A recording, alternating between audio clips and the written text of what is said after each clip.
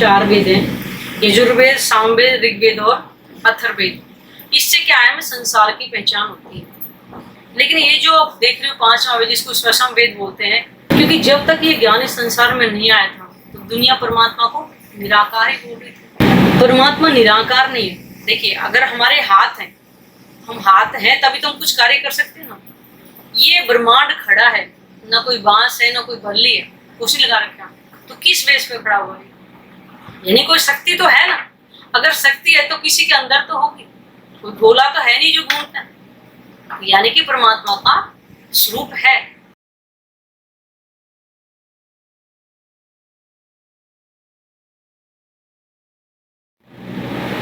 प्रणाम जी। प्रणाम जी। आप कुछ जानना चाह रहे थे बेटा? जी माता जी, मेरे मन में एक दो क्वेश्चन है। जैसे आप ये जो रोज अपने पास लेके बैठते हो माता जी, और ये जो ज्ञान सुनाते हो, ये आपके पास क्या है? ये हम इसको स्वसम वेद बोलते हैं और कुलजम स्वरूप भी बोल देते हैं, स्वरूप साप भी बोलते हैं।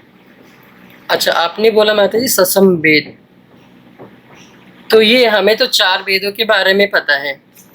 ये ससम वेद तो हम जैसे पहली बार सुन रहे हैं माता जी। तो इस संसार के जो चार वेद हैं, यजुर्वेद, सामवेद, ऋग्वेद और अथर्ववेद, इससे क्या है, हमें संसार की पहचान होती है।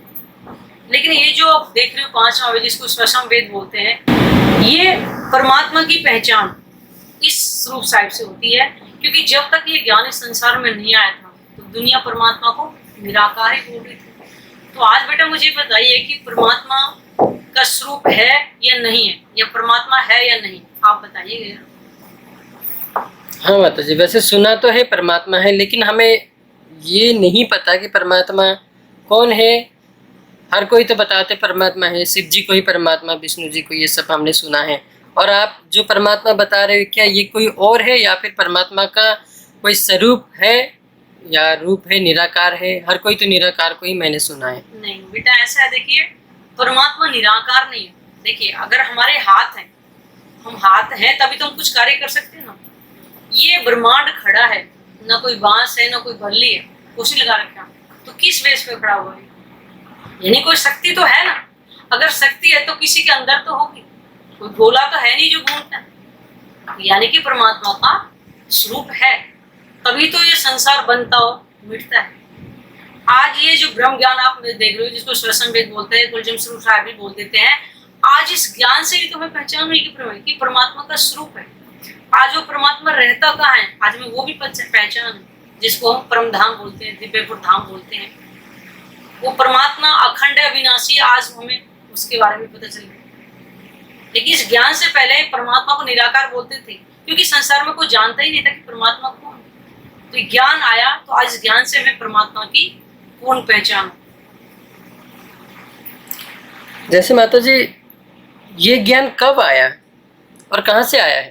देखो, इस ज्ञान के बारे में मैं पहले भी चर्चा में बता चुकी हूँ, लेकिन आप फिर पूछ रहे बताती हूँ। देखिए, भागवत पुराण 12वां स्कंद और दूसरे अध्याय में 37-38 श्लोक में लिखा है कि देवापी और मरु, ये दोनों जीव जो कलाग्राम में साधना रहते हैं, और कलयुग में जो निष्कलंक अवतार होगा, वो ज्ञान जो आएगा इनकी तरफ, वो इन दोनों तनों से लीला होगी। जो देवापी थे, इन्होंने वहां साधना की थी, और देव जो मरु थे, ये दोनों राजा वहां पे पहुंचे थे, तो इन्हें आकाशवाणी हुई थी कि वो कलयुग में जो है वो पूर्ण परमात्मा आएंगे। तो इन्होंने घोर तक किया कि अगर वो आएंगे तो हमारे तनों के ऊपर बैठ करके वो लीला कर। तो जो देवापी थे उनका इस कलयुग में देवचंद जी नाम पड़ा हुआ है, और जो मरु थे उनका इस कलयुग में महराज ठाकुर पड़ा हुआ है। और ये ब्रह्म ज्ञान 1638 में देवापी जो थे, जिनको देवचंद जी बोलते हैं, उनका जन्म हुआ था इधर उमरकोट गांव में। उनके पिता का नाम जो मत्तू मेहता था और माता जी का नाम कुंवरबाई था। तो जब ये 11 साल के जब हुए थे तो इनके मन में आया, मैं कौन कहाँ से आई। लेकिन कहते कि वहां पे जैसे मारवाड़ था, रेगिस्तान था, कोई आता नहीं था साधु महात्मा। कोई आते भी थे तो उनसे एक हमेशा ये की प्रश्न रहता था कि मैं साधु महात्मा बताइए कि मैं कौन हूँ, कहाँ से आऊँ। लेकिन इस संसार में अगर आपसे पूछूं कि कौन हो, कहाँ से है, तो आप भी बता नहीं पाओगे। तो वो साधु महात्मा उनको जवाब नहीं मिलता था। एक मंदिर था तो प्रतिष्ठा दिया करते थे, लेकिन उनके दिल में तसल्ली नहीं आई। 3-3 घंटे वो परिक्रमा करते थे। फिर एक दिन उनके मन में आया कि उनके पिताजी कच्छ देश में व्यापार करते थे, वो एक बार देख आए थे उनके साथ जाकर के कच्छ देश को। तो दोबारा उनकी जिज्ञासा हुई कि मैं जाऊं और परमात्मा की पहचान करके आऊं। तो वो घर से निकल पड़े। वहां पे उन्होंने कच्छ में गए, भोजनगर में भी गए, काफी उन्होंने ढूंढा परमात्मा को, काफी मंदिरों में गए। कोई कहता है कि 84 घंटे वाला मंदिर में एक बार गए तो कहते कि मुझे परमात्मा के ज्ञान की चर्चा सुनाओ। वो कहते थे कि पर्दा उठाते थे कि साक्षात बैठे तो फिर ज्ञान की क्या जरूरत है, लेकिन उनके मन में तसल्ली नहीं थी। इस प्रकार उन्होंने बहुत खोज करते करते फिर वो जामनगर वहां पहुंचे। वहां जाकर उन्होंने काफी मतलब आध्यात्मिक जो है चर्चा सुनी। फिर उन्होंने भागवत का भी सुना, ज्ञान सुना, लेकिन उनको फिर भी तसल्ली नहीं। लेकिन जब वो 40 साल की उम्र उनको हो गई तो एक दिन साक्षात परमात्मा ने उनको दर्शन दिया और उनसे ये पूछा, तुम कौन हो, कहाँ से आई हो और तुम्हारी आत्मा का मालिक कौन? तो उन्होंने क्या जवाब दिया था कि मेरे को सिर्फ इतना ही लग रहा है कि आप ही मेरे खाविंद हो, लेकिन दृढ़ता के साथ नहीं किया, क्योंकि संसार में किसी को अपनी पहचान नहीं। इस करके फिर जब परमात्मा ने उनसे दर्शन दिया तो उसे बताया भी कि तुम परम धाम से इस नस्वर्ग खेल देखने आई हो और यहाँ तुम्हारे साथ और भी आत्माएं इस संसार में खेल देखने के लिए आई हो। इस तरह से फिर उसके बाद जो दूसरा तन जो मेरा ठाकुर जी बता रहे हैं, जो मरु का जीव था उनका द्वापर के अंदर, तो उनका तन इसमें महराष्ट्र को रहा, उस तन से लीला उनकी शुरू हुई थी।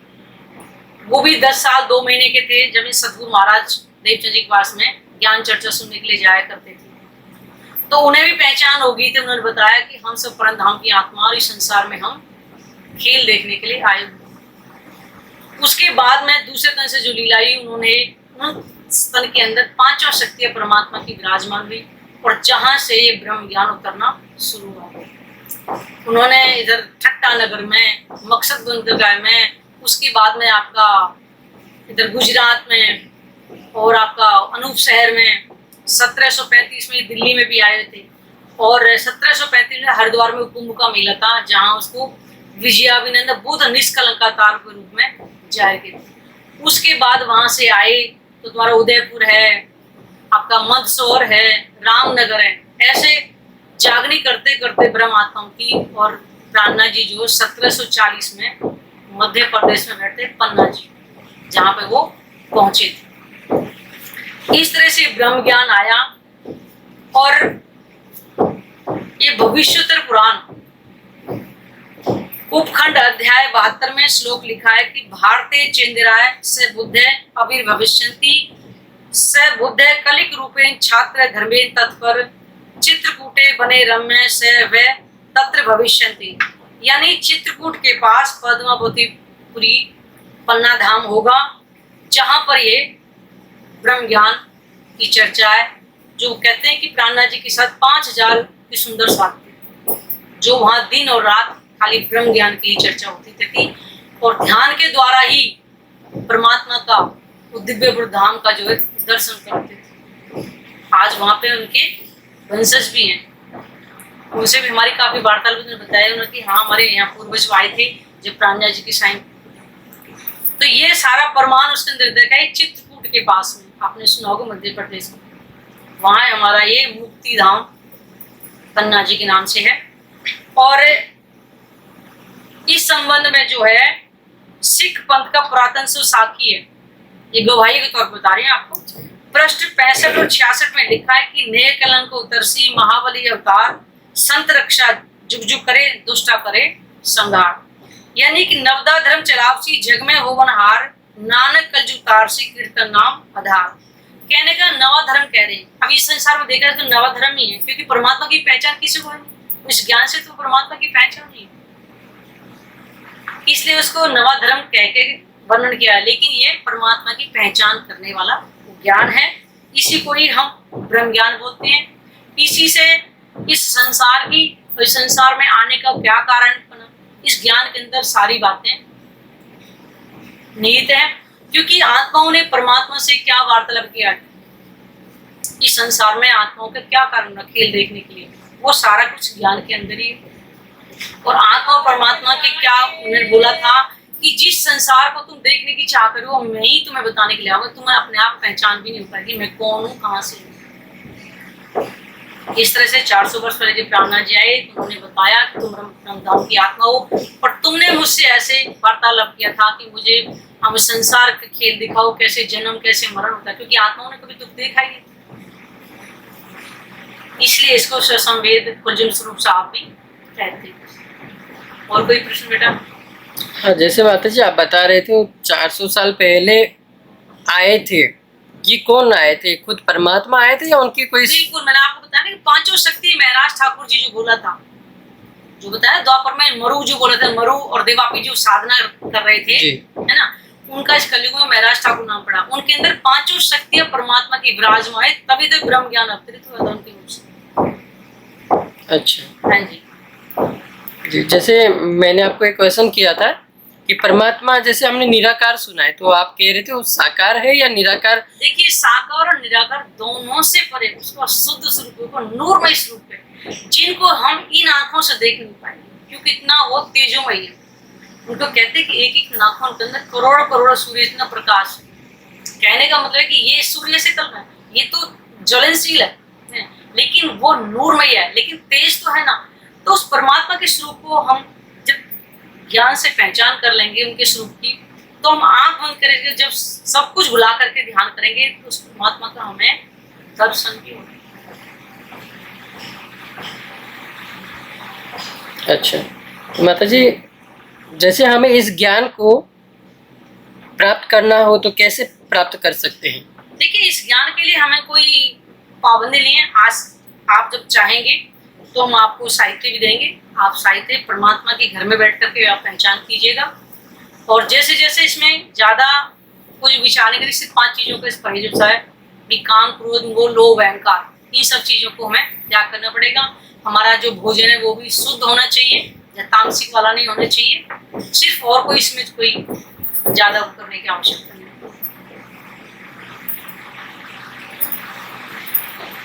अच्छा, तो ठीक है माता जी, हमें अच्छा लगा। वैसे मैंने आपकी काफ़ी वीडियो देखी हुई है, तो जैसे हम सुनते हैं तो काफ़ी नई चीज़ें लगती है।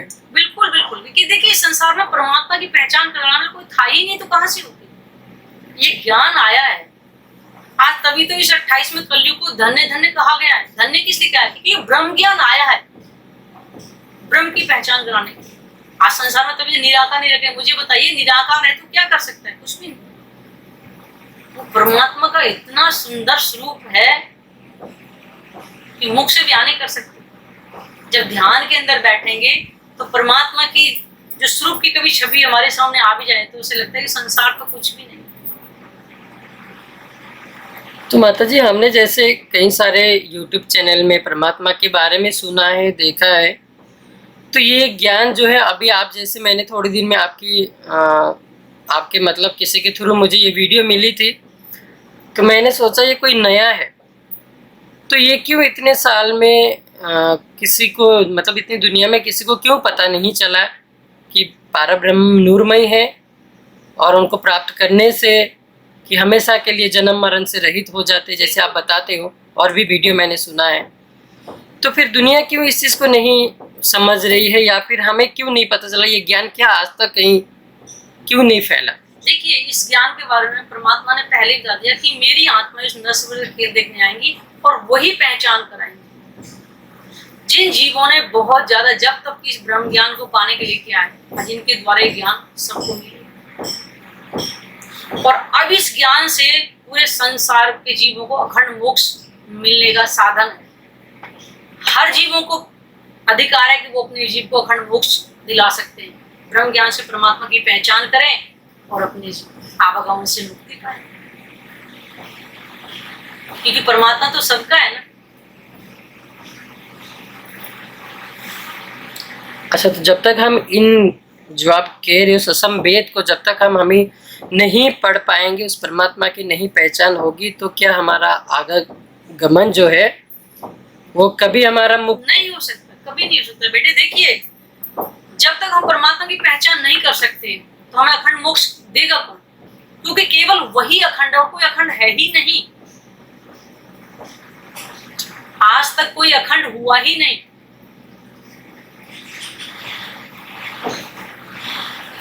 आपको इस संसार के जो कर्म कांड की जो होती है वो आगे कभी हम आपसे अगर वार्तालाप में आपको बताएंगे कि मेरी कैसे कैसे लोगों से मुलाकात हुई, उन्होंने मुझे कहा कि मैं मंत्रों के द्वारा दे सकता हूँ। कभी समय मिलेगा तो इसका वेद भी आपको बताएंगे। और कोई आपका अगर प्रश्न है तो आप कीजिएगा। नहीं माता जी, मेरी यही क्वेश्चन थी। मुझे लगता है मेरी क्वेश्चन मैंने आपसे सुन के मुझे बहुत अच्छा लगा कि आप जो भी बताते हो सच में हकीकत है, क्योंकि हमने कभी पढ़ा नहीं इन चीजों देखो को। बेटा, आप इसे करके तो देखिएगा। आपने देखा होगा इस ज्ञान के अंदर कोई आडंबर नहीं है जी। और सब जीवों के लिए। ये किसी वेश जाति पाति के लिए नहीं है, कोई अमीर गरीब के लिए नहीं, ये सब जीवों के कल्याण के लिए, किसी के लिए अंतर नहीं। ठीक है। प्रणाम जी।